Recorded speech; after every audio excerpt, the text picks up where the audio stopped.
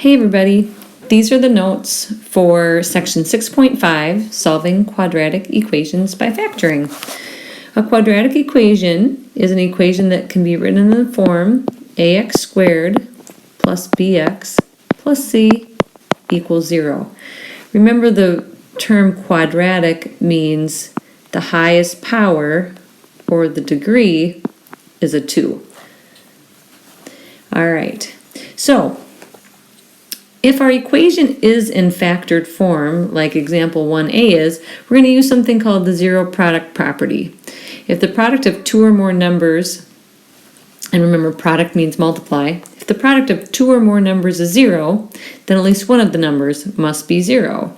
So if you have a times b, a and b being multiplied together, and the result is 0, then a has to be 0, or b has to be 0, or maybe they both are. So in example 1a, I have two things being multiplied together, and the product is 0. That means either x plus 3 has to be 0, or 2x minus 1 has to be 0. And then we solve each of these for x. So in this first example, this first equation, I subtract 3. So x equals -3. That's one of my answers. To solve for x in my second equation, I have to add 1. And then I get 2x equals 1. I divide by 2. And my second answer is x equals 1/2. So if the equation is already in factored form, then I'm in business. Just like in example B, I have two things being multiplied together. The answer is 0. So either this has to be 0, which just means y is 0, and that's solved for y, that's one of my answers, or 3y minus 4 equals 0. I solve this for y by adding 4 to both sides. Cancels that out. So my next step is to factor completely.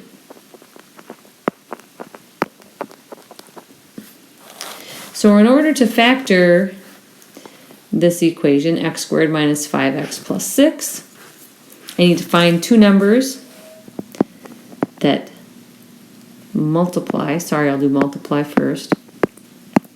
Multiply to a times c. So a here is 1, c is 6. So 1 times 6 is 6. Two numbers that multiply to 6. Those same two numbers have to add to -5. Don't forget the negative there. Add to -5.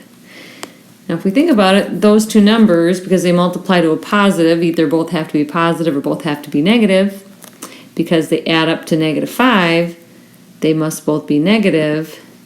And those numbers are -2 and -3. Now I can use the shortcut here, because a is 1, that number in front of the x squared is a 1. So from here, I take my two numbers and I make my factors. X minus 2, x minus 3. Remember, this equation was set equal to 0. So now we have it completely factored. So I can go back to my steps. Step 3 is to set each factor equal to 0,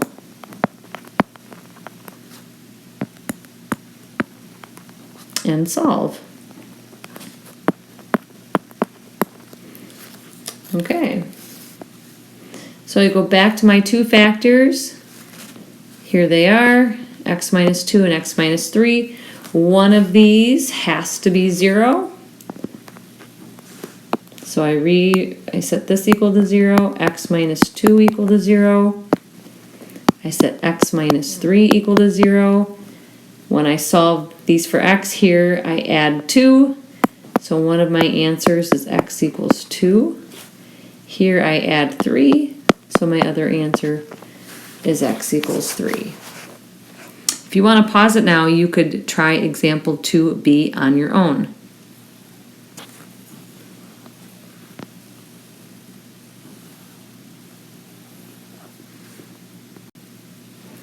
Okay, the first step is to set the equation equal to 0.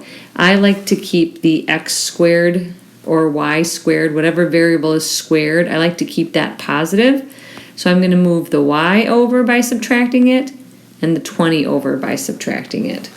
So rearranging those terms will give me y squared minus y minus 20 equals 0.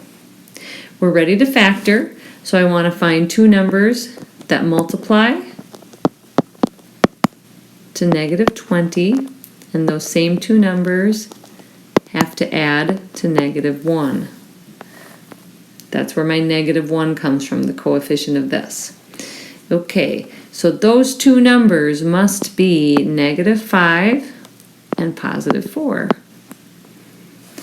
Because a is 1, I can use my shortcut and take these two numbers and go right to my factors.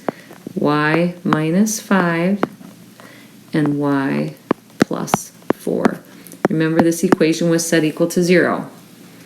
Now we're going to do step 3, and we're going to take these two factors and set them both equal to 0. So I have y minus 5 equals 0. And I have y plus 4 equals 0. Solve each of these equations for y, here by adding 5. So y equals positive 5. Here I subtract 4, so y equals negative 4. I should mention the fourth step here after we set each factor equal to 0 and solve. So we should check our solutions. Check our solutions to make sure they work in the original equation. Okay. In part C, this equation is not set equal to 0, so we're going to rearrange it and make it bigger here too. Okay, so I'm going to subtract the 26p over, and I'm going to have 4p squared minus 26p plus 40 equals 0. We should also always look for a GCF, and in this case we have one. Each of these terms is divisible by 2, and if we divide everything by 2, it's just going to help keep our numbers a little lower. So if I divide this by 2, I get 2p squared minus 13p plus 20 equals 0. That's a 20. Doesn't want to write very well. Okay. So now, if I want to get rid of this 2, I could just divide it by both sides. Boom, that's gone. And 0 divided by 2 is still 0, so my equation is still equal to 0. Now I'm left to factor what's inside of the parentheses. Notice the leading coefficient is not a 1, so I need to find two numbers that multiply to A times C. So they have to multiply to 40 and add up to negative 13. So think about the factors of 40. 4 and 10, 20 and 2, 8 and 5, and 8 and 5 is what's going to work out for us. Negative 8 and negative 5 would multiply to be positive 40 and add to negative 13. So we can't use the shortcut here, remember, because A is not 1. So I take these two numbers, I split this middle term up using those two numbers. So the negative 13p becomes negative 8p plus negative 5p. Bring down your 20 and your negative 2p squared. Remember, this is set equal to 0. And now we're going to factor by grouping. I have 4 terms here. I'm going to group the first 2 terms together and the second 2 terms together. And now I'm going to find the common factor of this first set of parentheses. It's 2p. So I'm going to factor out the 2p. I'm actually dividing both of these terms by 2p. What I have left is p minus 4 in parentheses. Then I'm going to look at the second set of parentheses and find the common factor. I can divide by 5 or negative 5. But remember, I want the remainder to look just like this factor. So I want this to be positive and this to be negative. So I'm going to factor out of here a negative 5. So negative 5. So if I divide both of these terms by negative 5, that gives me p minus 4. Now both of these are the same.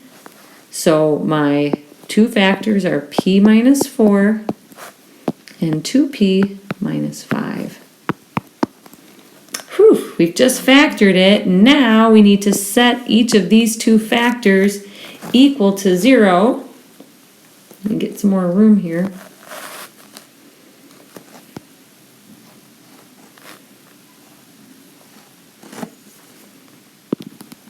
Whoops. So p minus 4 equals 0, or 2p minus 5 equals 0. Solving the first equation, I add 4, so that means my answer is p minus 4. To solve my second equation, I add 5 to both sides. And I get 2p equals 5.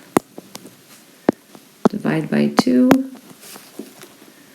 And p equals 5 halves. All right, and that's where we're going to stop for now.